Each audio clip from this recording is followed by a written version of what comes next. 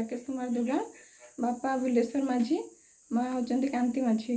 अच्छा वर्तमान ए जो OPSC Odisha public service commission रो फर्स्ट अटेम्प्ट हमर सेकंड अटेम्प्ट रही मोरटा फास्ट अटेम्प्ट। फर्स्ट अटेम्प्ट अच्छा परीक्षा रो अनुभूति विषय किछ कहबे।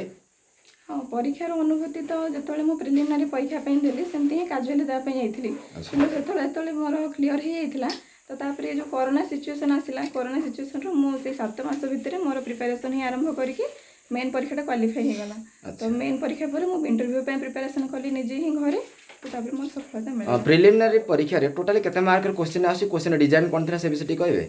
प्रिलिमिनारी परीक्षा रे हमर जीएस 1 हुए जनरल स्टडीज 1 और जनरल स्टडीज 2 जनरल स्टडीज 2 टा होची गोटे पास मार्किंग आ क्वालिफाई मार्किंग तार मार्किंग किछि मिसेनी। अच्छा माने ओवरऑल काउंटिंग ऊपर तार मार्किंग मिसेनी किंतु जनरल स्टडीज 1 रे जदि हमर मिनिमम कट ऑफ को हम जदि क्लैरिफाई कर देबा तो हम एग्जाम को क्वालिफाई करथांती। तो जीएस 1 टा होची 200 मार्क जीएस 2 भी 200 मार्क 400 मार्क अटेम्प्ट करथिले आपण पाखा पाखी केम ऑथर रो बही गुडी का आपण रेफर करथिले से विषय टिके कहबे। मु पॉलिटी पय लक्ष्मीकांत रेफर करथली आ इकोनॉमिक्स पय रमेश सिंह एनवायरनमेंट रेफर करी शंकर आईएस एनवायरनमेंट सहित करेंट अफेयर्स और vision IAS current affairs. Question design कोन थिला एमसीक्यू ना डिस्क्रिप्शन थिला। प्रिलिमिनारी परीक्षा रे क्वेश्चन डिजाइन एमसीक्यू ही एमसीक्यू रहउची। नेक्स्ट फेज जो मेन परीक्षा देले टोटल मार्क केते रहिछि तार क्वेश्चन डिजाइन कोन थिला। मेन परीक्षा रे टोटल मार्किंग रहउची 2000 हां तार क्वेश्चन डिजाइन पैटर्न केमि थिला।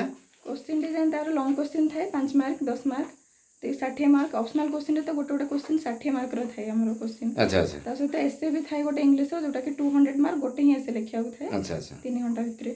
अच्छा तापरे भाई बस पय केते मार्क अछि टोटली।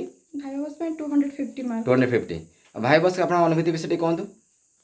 भाई बस रे तो पैनल मेंबर थांती मोर पैनल मेंबर से ओपीएससी रो चेयरमैन सर ही पढ़िथिले डॉक्टर सत्यजित महांती सर तांको सहित आहुरी 4 जण सर थिले एवं जने साइकोलॉजी रो मैडम थिले बहुत ऊपर क्वेश्चन पचारे जेहेतु मोर ग्रेजुएशन एग्रीकल्चर सरी सहित मोर एग्रीकल्चर ऑप्शनल नहीं थिला तो मते फार्मर बिल ऊपर बहुत क्वेश्चन आसला। अच्छा अच्छा तो फार्मर बिल टा कहीं एटा ठीक ना भूल तो तुमर व्यू कौन से ऊपर मते बहुत क्वेश्चन पचारले ता सहित साइकोलॉजी मैडम भी मते पचारले बहुत साइकोलॉजी टाइप रो क्वेश्चन आज मैरिज तमे माने वुमेन हिसाब रे केमती हैंडल कर परिबो ता सहित घोस्ट कौन घोस्ट को तमे बिलीव करूछ कि नहीं एमती टाइप सुपरस्टिशन ऊपर क्वेश्चन आस्तिला।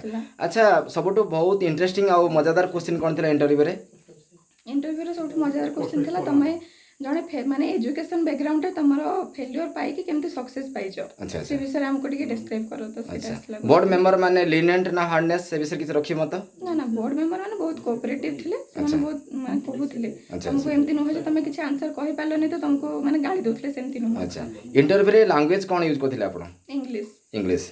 अच्छा सेमानकर कम्युनिकेशन आपण को निहाती भाबरे जो लैंग्वेज यूज करथिले आपण बुझिबा पई सबली रहउथिला। हाँ अच्छा बेले बेले ओएस परीक्षा प्रश्न आसी जो माने इंग्लिश रे कॉम्पिटेंट कम रहउची से माने ओएस रे क्वालिफाई करि पारंदे नै ए धारणा आपण पई कोन रहइबो।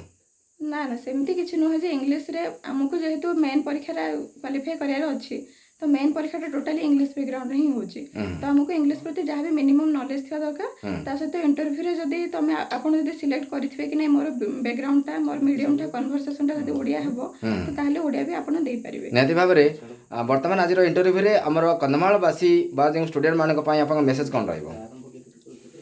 जो भी परीक्षार्थी पढ़ुचंती एथिबाई तो भलरे पढ़ापढ़ी करंतु नेक्स्ट ईयर तो प्रति वर्ष तेबे बाहरची ट्रांसपेरेंसी हिसाब रे एग्जाम टा होउची निज मन ऊपर कॉन्फिडेंस रखंतु विश्वास रखंतु आत्मविश्वास रखंतु निश्चय करते निहाती भाबरे आपनकर इंस्पिरेशन मोटिवेशन अन्य भाई भणे मानक पई प्रेरणादायक हो कंधमाल जिल्ला रो टिकाबाली ब्लॉक टिकाबाली पंचायत रे आपण ओडिशा पब्लिक सर्विस कमिशन रे सक्सेस होइछंती ए सफलता निहाती भाबरे अन्य मानक पई प्रेरणादायक हो तेणु आशा रखुछु आमे आपनक परि अन्य झियो भी या आदर्श अनुप्राणित होंतु कंधमाल जिल्ला रे अनेक प्रतिभा रही जहाँ आस्ते आस्ते प्रस्फुटित हेबो तेणु आशा रखुछु आमे आज इंटरव्यू अन्य मानक पई प्रेरणादायक हो। धन्यवाद आपनकर ट्वीट पाई।